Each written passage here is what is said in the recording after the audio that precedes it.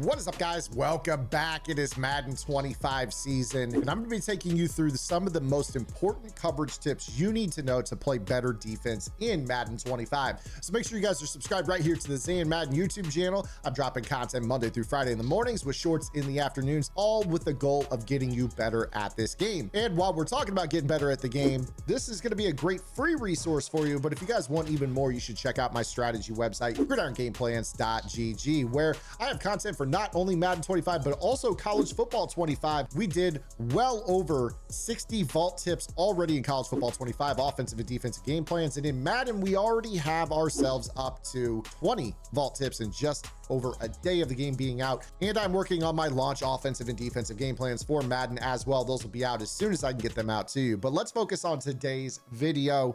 We are going to be talking about some of the most important things you need to know about coverage and some major differences from Madden 24 to this year's game. Starting off with match coverage. Match coverage has a lot of changes this year. Namely, the big one that you need to be aware of is that you cannot replace the flat zone that exists in your matching coverage. So as we know with quarters, generally speaking, this is a match style coverage where the deep zones will convert into man-to-man on the receivers. So if I were to run something like this, you'll see basically every single deep zone latch on in man-to-man coverage onto one of the deep routes. And you see right here, everybody looks like they're in man-to-man down the field. This is because we have the presence of a quarter flat zone. In other words, if you ever change your quarter flat zone to a hard flat, this will turn off your match coverage completely, and you will no longer get the matching principles of those deep zones. So in the last example where we had both the post and the corner matched and both streaks matched, you'll see here that with this now is going to play like a cover 4 hard flat, and you're going to be able to throw the corner route into the sideline unless the pressure gets home. So you see that there's a stark contrast in how the coverages behave by removing the flat defender. So in the first example, we had Kevin Byard matching onto this because this was his player if it went vertical through the defense. With no quarter flat on the field, Byard is now just going to play this as if it's cover 4 zone. So he's not going to match onto this. And because we have this streak on the sideline pulling the outside defender, this would have been open if not for the pass rush getting home. So this is a major difference in how this game behaves. Now you guys basically have to play what you would consider stock match coverage. Now, if you guys do want to create some hybrid to this, you can choose to hard flat one side of the field and it will turn off the match on that side specifically while you can still play match on the other side. So if you watch this particular breakdown here, you'll see that everyone is going to play match on this with the exception of probably the weak side safety.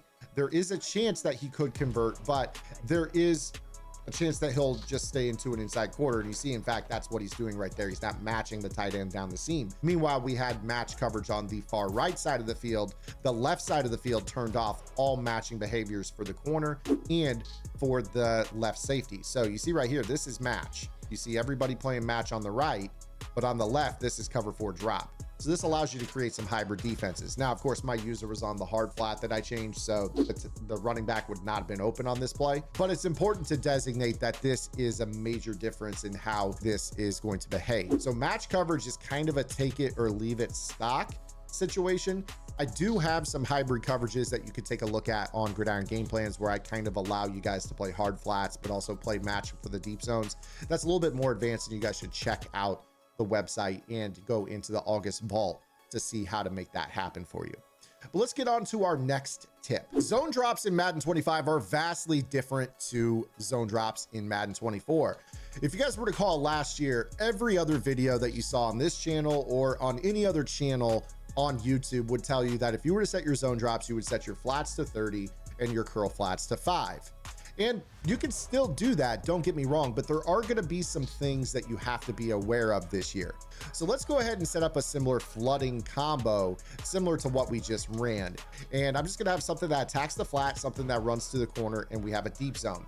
If you guys recall, when we have our 30-yard cloud flat, last year, we had to back up our outside corner. So when we did that, this would basically allow us to play that player in a 30-yard setting. However, this year, it's still very much the same way. So you see that this cloud flat shuffles and shuffles and shuffles and shuffles and shuffles, and he gets back super slow. To be honest with you, even when you back up this player, this could be a little bit of a problem. Now you see right there that I had my shell set to default. So when I called a cover 2, it actually played cover 2. If you guys want to give yourself a better chance to be able to have your zone drops get back, you might have to use a shell like cover 4, where that player plays off on the outside far more, and then you could basically get him to drop back. So when you see right here, if I want to run this corner route into the cover 4 version where he's already further back, he's going to shuffle far better to be able to stay underneath of that play. So you notice that there's a big difference in basically what shell you call when you're playing a zone dropped blue. Now, this is something that is a change that we're about to break down, and that is that purple zones last year were not allowed to play deep at all, which this year, it's actually the opposite. So if I were to set my curl flats to 30 and my flats to 5,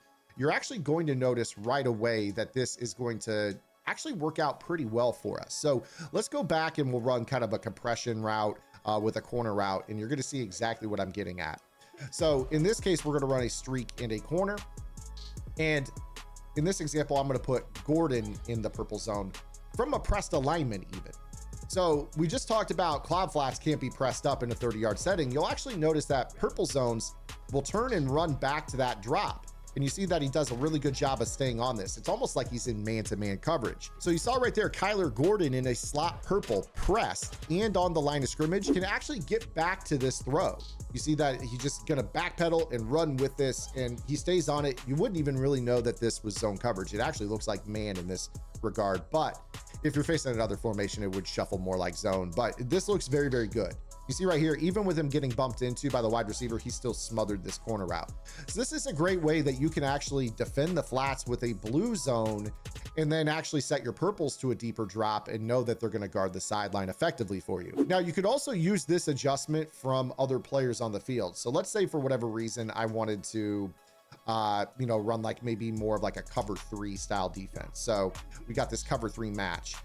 In fact, I'm going to flip this so it's actually a safety. And a lot of times with the cover 3 match, we'll go too high. You might have a safety up top in this role. This safety can also play this depth from this. It doesn't have to just be a press slot corner. So you're going to see that right safety actually runs out to the sideline. It does a pretty good job. In fact, we had both players able to make this happen for us.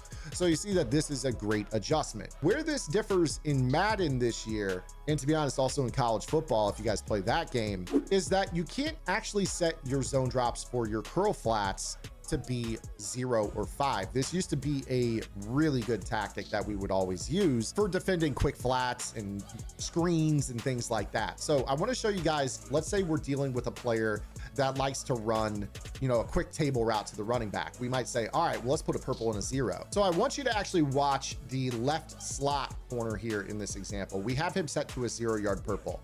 But what I'm going to do is I'm just going to set up a streak in and out route, and I want you to watch what that 0-yard purple does. See how he gets pulled back by a slot streak? This is a terrible situation because you really are sitting there thinking, like, how the hell does that happen? Now, on the other side of the field, we do have Brisker, who we have in a 0-yard curl flat. And to be honest with you, he's not necessarily going to do a consistent job either. In this example where we have the running back on a swing and the tight end on a streak, you will see that he'll actually get out there and play this. So you do have a chance to guard this. But again, sometimes you're going to notice that if there's like an extra receiver or, something like that, this will actually pull back that route or that zone, and it's going to actually drop. And you see right there that now we can throw that. And that was a 0-yard purple. Again, he didn't run straight down to that. So purples can be dropped deep, but they really, really stink when you try to put them at 0 or 5. Now, there also is a solve for this as well. If you want your purple zones to play shallow, I would recommend that you guys go to Gridiron Game Plans. This is also in a tip in our August vault for not only Madden 25, but also for college football 25. So regardless, if you play both games, the fix is going to apply in both the games for this logic. So this is the general rule of thumb for zone drops. Now, some other things that you might want to know about zone drops: if you have zone drops on at all and you want to play match coverage, you will not be able to do this because you are overriding the values of your match zones. So if I were to come out and cover 4 quarters and we have zone drops on, it goes without saying this is not going to play match. I could go ahead and snap this ball and you're going to see immediately that this is more like a cover 4 zone, and I could probably throw the ball. There's no match. I could get this out quickly. Okay. Now, if you want the match to occur, but you have zone drops on, this is an old trick that has worked for years and it still works. You're just going to hit X or square on PlayStation and you're going to reset your play with the left trigger. Once this occurs, depending on your formation, you might flip over G does.